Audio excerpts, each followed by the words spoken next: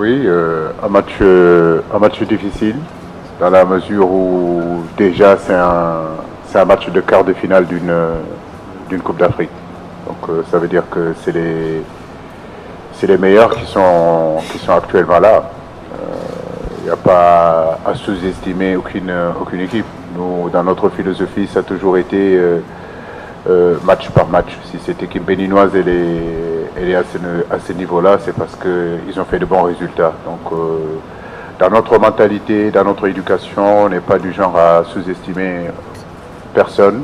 Et à ce niveau de la compétition, je crois qu'on aura tort de sous-estimer l'équipe béninoise. Comme je l'ai dit, en Afrique, il n'y a plus de petites équipes. Cette CAN nous montre qu'il n'y a plus de petites équipes. Donc il faut prendre tous les matchs au sérieux et très très bien les préparer.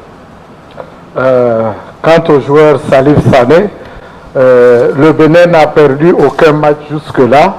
Vous avez perdu contre l'Algérie et en élimination pour cette CAN, le Bénin avait battu cette même équipe d'Algérie. Est-ce que vous craignez vraiment ces Béninois? Craindre, c'est un grand mot. On sait déjà de quoi on est capable. On sait qu'on est le Sénégal. Ensuite, comme l'a dit le coach, on ne va surtout pas les sous-estimer.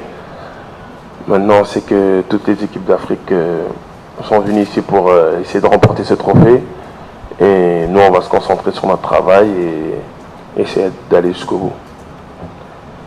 Ok.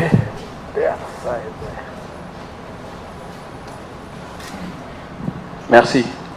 Ahmedine Si, Sport 221 Sénégal. Coach, depuis le début de la compétition, la tanière n'a pas été épargnée par les blessures. Est-ce que vous pouvez nous faire l'état des lieux à 24 heures du coup d'envoi du match contre le Bénin? La deuxième question, c'est pour Salif Sané. On sait que vous avez été forfait, donc vous avez dû récupérer pendant quelques jours. Est-ce qu'on peut dire que vous êtes opérationnel pour demain? Merci. Oui, on n'a pas été épargné par les blessures dans cette CAN. Tout d'abord, Edouard, après Alfred Ndiaye, Crépin Diatta qui est souffrant aussi, Ismaël Assar qui a été absent 2 fois. C'est vrai que c'est un peu compliqué actuellement, mais je crois que le groupe répond présent. Nous arrivons quand même à travailler dans de très bonnes conditions, même si j'aurais aimé avoir l'ensemble de mes joueurs disponibles. Je pense que Crépin a fait du vélo hier, Ismaïla aussi. On fera le point tout à l'heure avec les médecins. J'espère pouvoir les récupérer à l'entraînement tout à l'heure. Mais par contre, Alfred Ndiaye, c'est beaucoup plus compliqué. Salif? Oui, je pense que voilà, maintenant je suis apte. Ça fait quelques jours que j'ai repris l'entraînement. Ensuite, voilà, c'est au coach de faire ses choix et je serai toujours là pour représenter ce maillot.